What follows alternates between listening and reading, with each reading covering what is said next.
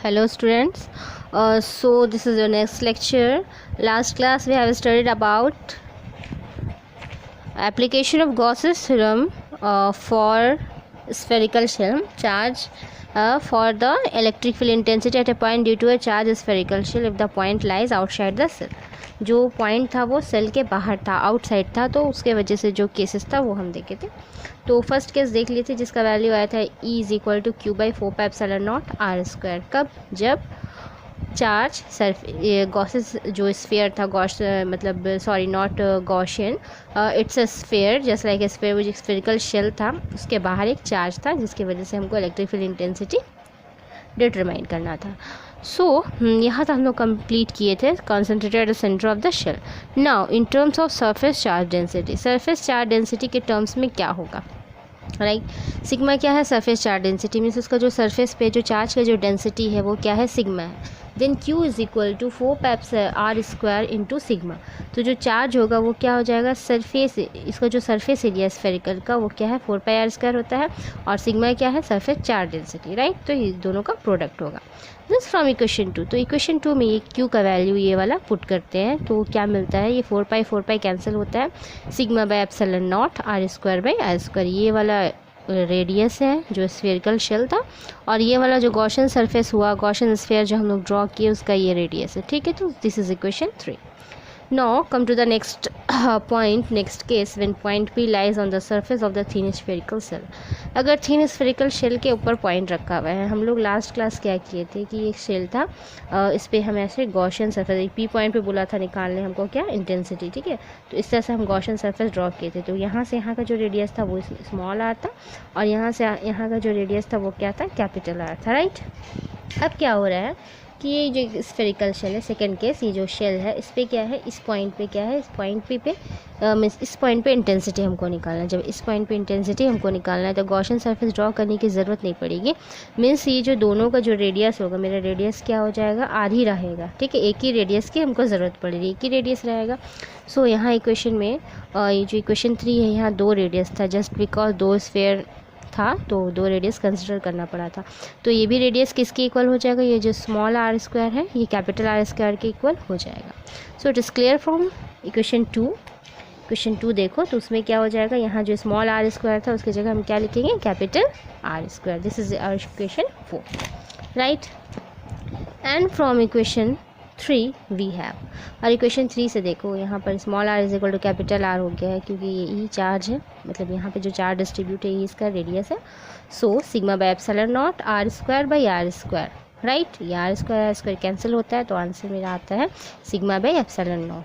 तो जब electric field intensity उसके सरफेस पे हमको डिराइव करना है, डिटरमाइन करना है, तो उसके लिए क्या करेंगे? दोनों के रेडियस इक्वल कर देंगे, ठीक है. Next case is when point P lies out inside the thin spherical shell. अब थिन स्फेरिकल शेल के अंदर पॉइंट है, राइट. ये वाला मेरा स्फेरिकल शेल है, उसके अंदर एक पॉइंट दिया हुआ है, सॉरी पॉइंट ये सेंटर है, और थिन स्फेरिकल शेल के अंदर मीन्स यहाँ पर इंटेंसिटी हमको निकालना है जैसे P पॉइंट पे, ठीक है. तो इस पॉइंट से रिलेटेड हम क्या करेंगे? एक गॉसियन स्फीयर ड्रॉ कर दिए. इसका जो गॉसियन स्फीयर का रेडियस यहाँ से यहाँ तक वो क्या है? स्मॉल आर है, और जो ये मेरा जो स्फेरिकल शेल है उसका रेडियस यहाँ से यहाँ तक क्या है? कैपिटल आर है, राइट. और इस पे सरफेस पे क्या है? चार्ज डिस्ट्रीब्यूट है. अब इसका जो एरिया वेक्टर होगा वो बाहर की तरफ होगा जैसे कि बता चुके हैं, ये ds, और इलेक्ट्रिक फील्ड इंटेंसिटी भी इसका डायरेक्शन भी क्या होगा? बाहर की तरफ होगा. और जैसे ये दोनों सेम डायरेक्शन में है तो theta is equal to 0 degree.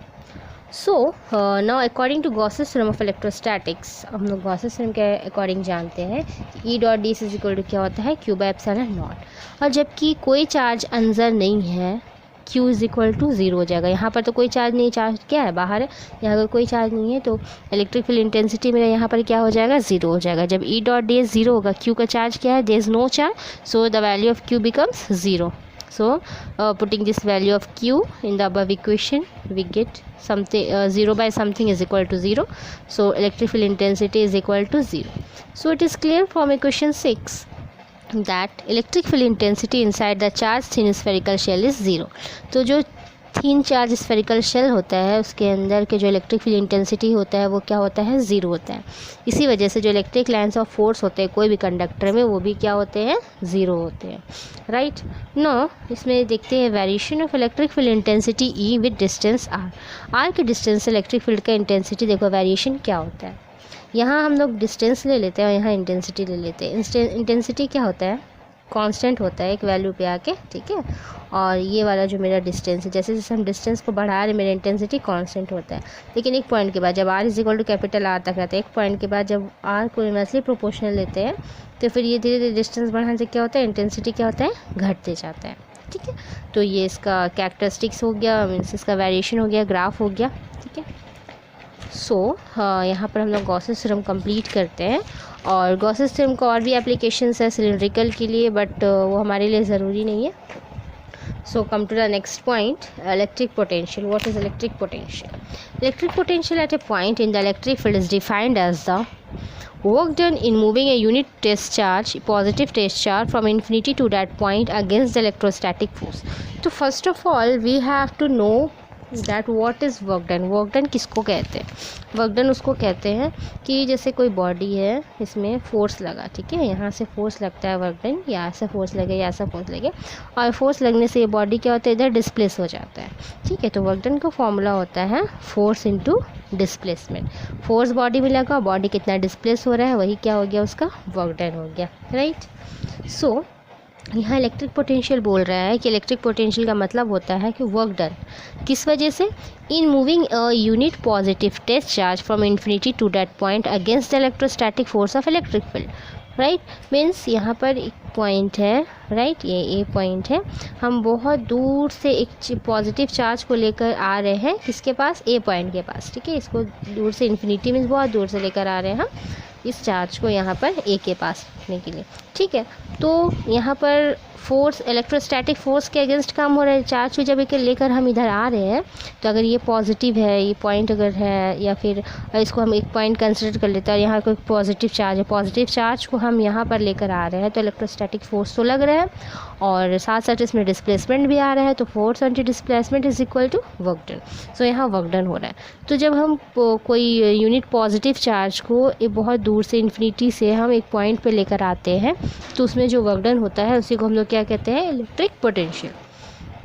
सो उसका एक्सप्रेशन होता है V is equal to q by 4πε0 epsilon r into capital R।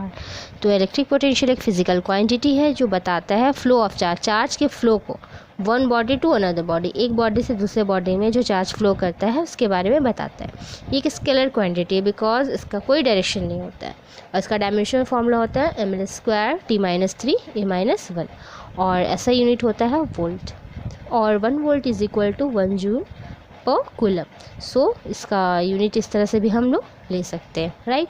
So next class हम लोग पढ़ेंगे पोटेंशियल डिफरेंस, और इसके बारे में डेरिवेशन भी हम लोग करेंगे, राइट।